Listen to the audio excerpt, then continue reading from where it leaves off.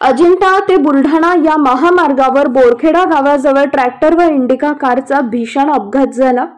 सुदैवाने या अपघातात कोणतीही जीवितहानी झाली नाही, मात्र कारमधील एक जण गंभीर जखमी झाला असून दोन्ही वाहनांचं प्रचंड नुकसान झालंय। बुधवार दिनांक 8 मे रोजी दुपारी 3 वाजण्याच्या सुमारास भोकरदन तालुक्यातील अजिंठा बुलढाणा या महामार्गावर हा भीषण अपघात झाला। बोरखेडा गावाजवळ इंडिका कार आणि ट्रॅक्टरची जोरदार धडक झाली असून हा अपघात इतका भीषण होता की इंडिका कारचा अक्षरशः चक्काचूर झाला। सुदैवाने यात जीवितहानी झाली नसली तरी इंडिकामधील एक तरुण गंभीर जखमी झालाय। त्याला स्थानिक नागरिकांनी बुलढाणा येथील जिल्हा सामान्य रुग्णालयात दाखल केलंय।